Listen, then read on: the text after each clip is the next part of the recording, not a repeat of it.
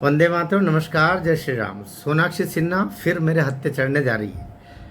क्षमा करना। शत्रुघ्न सिन्हा की लाडली बिटिया, जिसने बड़ा ही नाम रोशन किया रामायण का, बड़ा ही नाम रोशन किया अपने दोनों भाई लव कुश का, और वो जा कर के और उनके बगल में बैठ गई, उनके साथ में बैठ गई, जिन्होंने सनातन का कभी भला नहीं चाहा, सनातन से जिनका दूर दूर का रिश्ता नहीं है, उनके घर जा कर के, और वो गर्भ से वापस पैदा तो अब्दुल ही होगा, वहाँ जाके बैठ गई। यद्यपि अब्दुल अब तक पैदा नहीं हुआ है, लेकिन ज़हीर इकबाल से शादी की। मैं उनकी शादी की बात से मुझे क्या लेन देन वाली बात है, लेकिन अभी अभी उसने एक वीडियो जारी किया, और वो वीडियो में बोलती है कि हमारे देश के बच्चों का भविष्य खराब किया जा रहा है, मेरा बच्चों का भविष्य खराब हो रहा है। तो बच्चों का भविष्य, उसका आशय नीट का समर्थन करने के लिए है। और ये वीडियो जब जारी हुआ तो उसके बाद में जो प्रतिक्रिया आई कि तुमने जो देश की लड़कियों का भविष्य खराब किया, ये बता करके कि किसके साथ शादी की जा सकती है, और तुमने जहाँ शादी की उससे एक गलत चलन तुमने पैदा किया, खास तौर से हिंदू समाज की लड़कियों के लिए। तो तुमने कितनी बच्चियों का जीवन खराब किया। यद्यपि तुमने अभी कोई बच्चा पैदा नहीं किया, इससे तुम्हारे बच्चे का तो अभी जीवन खराब होने का सवाल आता नहीं, लेकिन जो नीट के एग्ज़ाम देने गए थे उनके साथ सबकी हमदर्दी है। सोनाक्षी सिन्हा जैसे महान शिक्षाविद, महान दूरदृष्टिवान महिला की इसमें ज़रूरत नहीं। और सबसे अच्छा मुझे ये लगा, शत्रुघ्न सिन्हा ने जब ये इस वीडियो की जानकारी प्राप्त हुई कि सोनाक्षी सिन्हा ने इसको जारी किया, तो उसने डांट लगाई। पहली बार शत्रुघ्न सिन्हा ने डांट लगाई अपनी लड़की को। मैं कहता हूं, शत्रुघ्न सिन्हा ये डांट अगर पहले ही लगा देते तो शायद वो विधर्मियों के घर की बहू नहीं बनती। क्षमा करना, दर्द तो होता है भाई, किसी को दुख होना हो, मैं एक गार्जियन के नाते कह रहा हूं। जब कोई अपनी लड़की, माता पिता की कोई पुत्री आपके सपनों के अनुकूल न जा कर के और कई ऐसा काम कर देती है जो पूरे समाज में आपकी थू थू करवा दे, तो दुख तो होता है। शत्रुघ्न सिन्हा कितने रोए होंगे अकेले में बैठकर, पूनम जी कितनी रोई होगी अकेले में बैठकर। गली में निकलना इनका मुश्किल हो गया था, कई दिनों तक ये अंतर्ध्यान की अवस्था में रहे, बाहर निकले नहीं। वहां जाकर के आशीर्वाद जरूर दिया। काहे का आशीर्वाद? आंसू रोए थे ऐसे। ये जब वहां जाकर के उस शादी समारोह में एक दूसरे को किस कर रहे थे, उस समय बेचारा शत्रुघ्न सिन्हा एक तरफ पीठ फेर के और आंसुओं की दो बूंदें उसके ढुलक गई थी। लेकिन अभी अच्छा किया, जब इसने जारी किया तो शत्रुघ्न सिन्हा ने इस पर आपत्ति व्यक्त की। ये बात फिर उन्होंने एक बीजेपी सांसद को बताई।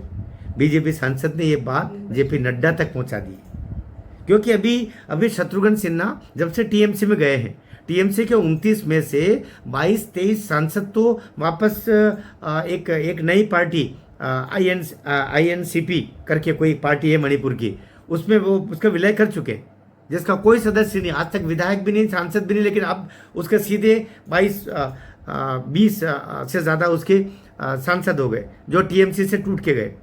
और शत्रुघ्न सिन्हा अब किसी भी तरीके से नरेंद्र मोदी सरकार बीजेपी से बैर लेना नहीं चाहता, इसलिए वो नहीं चाहता था, इसलिए तो शत्रुघ्न सिन्हा ने भी कोई वक्तव्य जारी नहीं किया। ये नीट और छात्र तथाकथित झूठे, क्षमा करना आप, झूठा इसलिए कह रहा हूँ, उसमें गुंडे मवाली मुस्लिम मोहल्लों से आए हुए जो हिस्ट्री शीटर सैकड़ों की संख्या में आकर के उधम मचा रहे, वहाँ पर जो दिल्ली दंगों में शामिल थे वो लोग वहाँ घूम रहे हैं। उनका छात्रों से कोई लेन देन नहीं। उसमें 8-9 साल का बच्चे भी है, बुरके वाली दीदियाँ भी घूम रही है, तो 60 साल से ज़्यादा चचा जान भी घूम रहे हैं। उनका क्या मतलब है नीट से? तो शत्रुघ्न सिन्हा अभी किसी भी तरीके से वो नरेंद्र मोदी, बीजेपी, एनडीए के खिलाफ जाने के पक्ष में नहीं, लेकिन इस छोरी ने वापस बिगाड़ा कर दिया। कहते हैं कि जो उसका तथाकथित पति है या शोहर है, पति तो हिंदू समाज में होता है, ज़हीर इकबाल, इससे जब शादी की थी ना सोनाक्षी सिन्हा के साथ में, तो इसकी संपत्ति कितनी थी आप जानते हैं?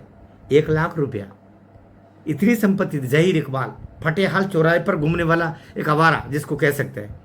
लेकिन सोनाक्षी सिन्हा के पास कितनी संपत्ति थी उस समय भी? 170 करोड़। आदमी वो 170 करोड़ की मालकिन है और वो 1 लाख का ही, लेकिन वो चाह रहा है कैसे भी करके इसके पेट से अब्दुल आ जाए ताकि फिर ये जा ना पाए। और वो भी पीछे लगी हुई है कि मैं अब्दुल तो अभी पैदा नहीं करूँगी। बीच बीच में इसीलिए तलाक की खबरें भी उड़ रही है। लेकिन अभी शत्रुघ्न सिन्हा ने डांट लगाते हुए कहा कि तुमने ये वीडियो जारी करके और एक तरीके से मेरे कुछ दरवाज़ों पर वापस से ताला लगवाने का काम किया। उसने ये भी बोलते कहा कि इसको डिलीट करो। लेकिन उधर शोहर का दबाव है ज़हीर इकबाल का कि वो जो वीडियो जारी किया उसको अब डिलीट नहीं करना।